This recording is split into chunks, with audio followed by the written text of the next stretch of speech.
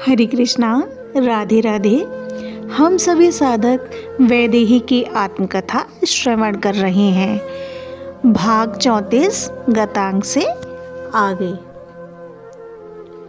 मैं वैदेही, अवध में नित्य उत्सव है। मेरा कंगन खुलेगा अब। इसका भी अपना उत्सव होगा अवध में।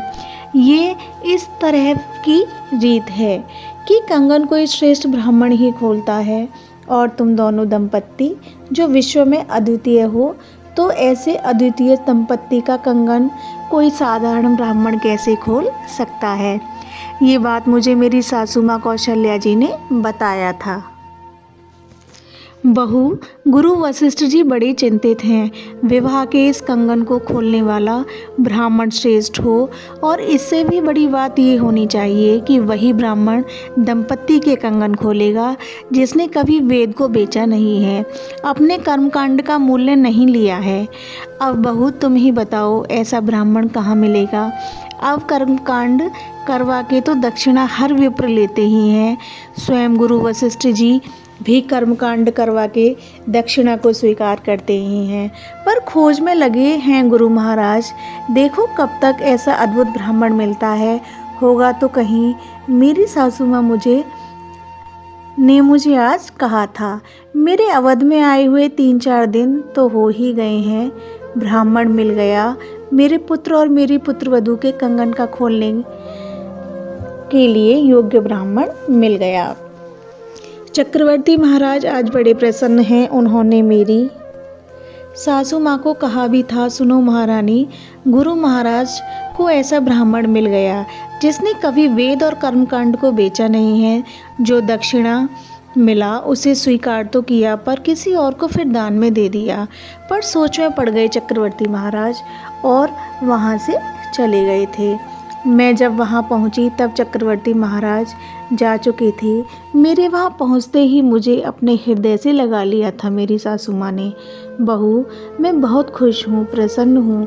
पता है, आज 4 दिन के बाद जाकर गुरु महाराज को एक ऐसा ब्राह्मण मिल गया है जो कंगन को खोलेगा, तुम दोनों के कंगन को। मैं आनंदित हो गई थी, पर मैं लजा भी रही थी। कल ही वो ब्राह्मण आ रहा है। वो ब्राह्मण दक्षिण से आ रहा है।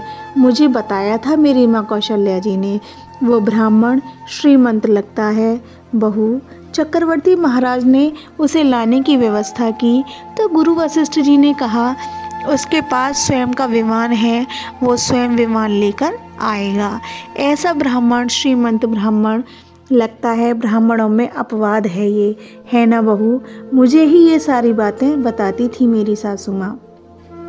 हम दोनों बैठे हैं, मेरे श्री रघुवर राम और मैं।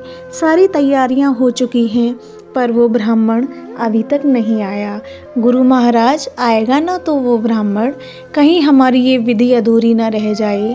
चक्रवर्ती महाराज ने अपने गुरु वशिष्ठ जी से कहा था। नहीं, अवश्य आएगा वो ब्राह्मण, बात का पक्का है, इसलिए आएगा, गुरु वशिष्ठ जी ने कहा। तभी एक विमान अवध के आकाश में उड़ने लगा था। सब लोग देख रहे थे उस विमान को। लगता है वो ब्राह्मण आ गया। गुरु महाराज चक्रवर्ती अवध नरेश को लेकर बाहर गए। बड़ा अजीब ब्राह्मण था वो हमारे पास आ रहा था तो वैदिक मंत्रों का उच्चारण स्वयं उसकी देह से हो रहा था। उसकी चाल गंभीर थी, मानो कोई गजराज चल रहा हो। वो आ गया था हम लोगों के पास। मैंने घूंघट से उसको देखा, मैं चौंक गई। रावण, ओह, ये तो दशानन रावण है। मैंने अपना घूंघट हटा दिया था। रावण मुझे देखता रहा। वैदेही, वो मुझे देखता रहा। फिर उसने हम दोनों के हाथों में बंधे कंगन को खोला। वो मुझे देखता जा रहा था। हे वैदेही, हे मैथिली, हे जनक दुलारी। उसकी आवाज़ आकाश की तरह गंभीर थी। मेरा नाम स्पष्ट सब लोगों के सामने ले रहा था रावण। मैं कुछ नहीं बोली, क्या बोलती। इस रावण ने आज तक किसी कर्मकांड की दक्षिणा नहीं ली। पर हे सीते, आज ये रावण तुम्हारे कंगन खोलने की दक्षिणा चाहता है। क्या चाहते हो मांगो, चक्रवर्ती महाराज ने कहा था। आपसे कौन मांग रहा है अवधेश, मैं तो इनसे मांग रहा हूँ, और इस रावण को दक्षिणा देने की ताकत केवल इन वैदेही में ही है। सब चुप हो गए थे। चक्रवर्ती महाराज भी कुछ ना बोल सके थे। आप मुझसे मांग सकते हैं, मेरे रघुनंदन ने कहा था। राम राम राम ये नाम 3 बार बोला था रावण, फिर हंसा। नहीं, मैं जो मांगने जा रहा हूँ वो तुम भी नहीं दे सकते राम, वे तो यही जगत जननी ही दे सकती हैं। मैं स्तब्ध थी। रावण जैसा विद्वान, रावण जैसा कर्मकांडी, और मैं इसे जानती हूँ क्योंकि मेरे पिता जनक जी का ये गुरु भाई है। जनकपुर में आता जाता रहा है। हाँ, अहंकार चरम पर है इसका, पर आज मुझे ये जगत जननी कह रहा है। मेरे पास आया रावण और धीरे से कहा, मुझे दक्षिणा में इतना ही दे दो कि मेरी लंका में अपने चरण रख दो वैदेही, और इतना ही नहीं, मेरा उद्धार करो। फिर हंसा। मेरा ही उद्धार नहीं, मेरे संपूर्ण कुल का उद्धार करो, और ये तुम ही कर सकती हो, क्योंकि माँ में करुणा होती है, माँ में अपने बालक के प्रति स्नेह होता है। आप इस अहंकारी बालक के ऊपर कृपा करोगी, ये मेरा विश्वास है। आपको मेरी बात माननी ही पड़ेगी, आपको मेरा उद्धार करना ही पड़ेगा। ये बातें कोई और सुन नहीं पा रहा था क्योंकि रावण बहुत धीरे बोल रहा था। मेरे श्री रघुनंदन ने सुना। रावण इतना ही बोलकर चल दिया। मैं उसे देखती रह गई। मैं क्या कहती, वो क्या बोलकर गया मैं समझी भी नहीं।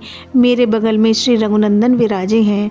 वो जब मेरे पास रहते हैं तब मैं अपने में रह कहाँ पाती हूँ, मैं अपने आप को भूल जाती हूँ। रावण। सीता जी ये सब लिखते हुए आज गहरे चिंतन में चली गई थीं। यह प्रसंग अब यहीं विश्राम लेता है। हरे कृष्णा, राधे राधे।